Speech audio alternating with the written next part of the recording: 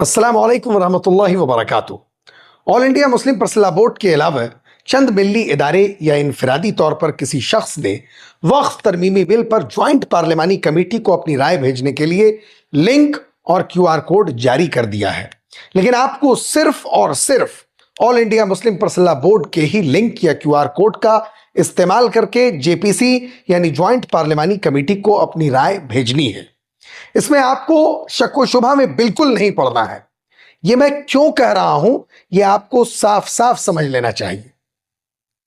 पहली बात तो यह है कि all India Muslim personal board ने मुल्क की छोटी बड़ी मिल्ली तंजीमों और तमाम मकतबे फिक्र के बावकार उलमा की निगरानी में आईटी माहिरीन की मदद से ज्वाइंट पार्लिमानी कमेटी को राय भेजने के लिए एक मुनज़्ज़म टूल तैयार किया है, जिसके जरिए जेपीसी को राय भेजने के कई बड़े और दूररस फायदे हैं। वीडियो को आखिर तक देखिए।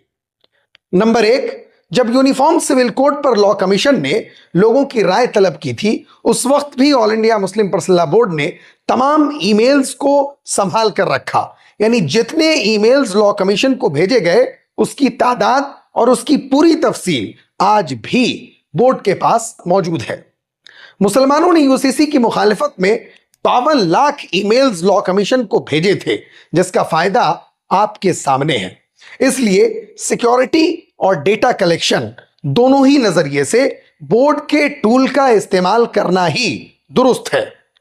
Number 2, all India Muslim personal board के आईटी माहिरीन का मानना है कि यह सलाहियत सिर्फ और सिर्फ बोर्ड के तैयार करदा टूल में है कि वो जरूरत पड़ने पर लॉ कमीशन को भेजे गए तमाम ईमेल्स की तफसीलात उनके सामने रख सकते हैं।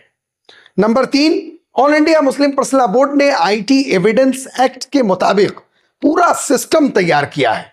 यह खूबी सिर्फ बोर्ड के टूल में है कि उन्हें मालूम है कि उनके सिस्टम को इस्तेमाल करके किसने कब और कितने ईमेल्स भेजे हैं, जबकि दूसरे किसी भी सिस्टम से जारी करदा लिंक या क्यूआर कोड से राय भेजने की तफसीलात उस सिस्टम में दूर दूर तक महफूज नहीं है। नंबर 4, दूसरे सिस्टम्स या टूल में कब तक राय देनी है इसकी टाइमिंग आ रही है। आप मेल भेज रहे हैं, वो मंजिल तक पहुंच रही है या नहीं, इसका कोई सबूत नहीं है। दूसरी बात यह कि वहां पर शेयर्स के नंबर आ रहे हैं कि मसलन 10 शेयर्स हैं तो 10 शेयर्स इस तरह भी हो सकते हैं कि एक ही शख्स ने 10 बार उसे क्लिक कर दिया हो, लेकिन 10 मेल्स जेपीसी को गई है इसकी गारंटी नहीं है।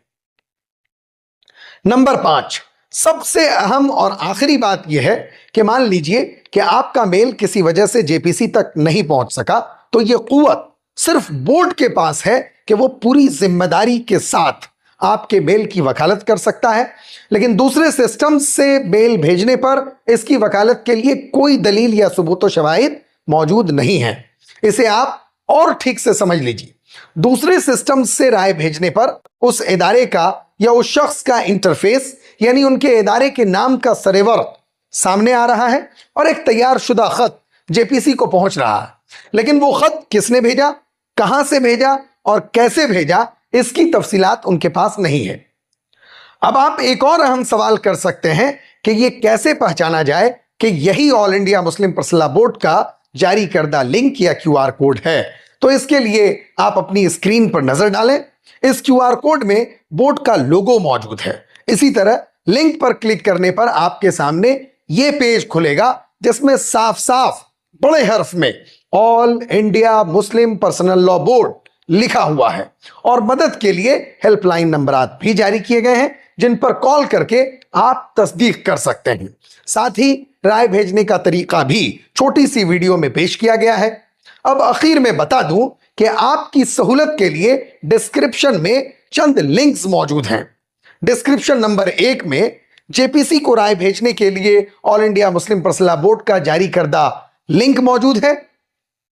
उसी तरह डिस्क्रिप्शन नंबर 2 में मुख्तलिफ जुबानों में यानी उर्दू, हिंदी, अंग्रेजी, बांग्ला, उड़िया, मलयालम, कन्नड़ा, तमिल और गुजराती जुबानों में 45 सेकंड की वीडियो भी मौजूद है, जिसमें उन तमाम जुबानों में अलग अलग जेपीसी को राय भेजने का तरीका बताया गया है। उम्मीद करता हूं कि आपको हमारी वीडियो पसंद आई होगी। अगर अब तक आपने फिक्र नजर को सब्सक्राइब नहीं किया है تو فوراً کر دیں.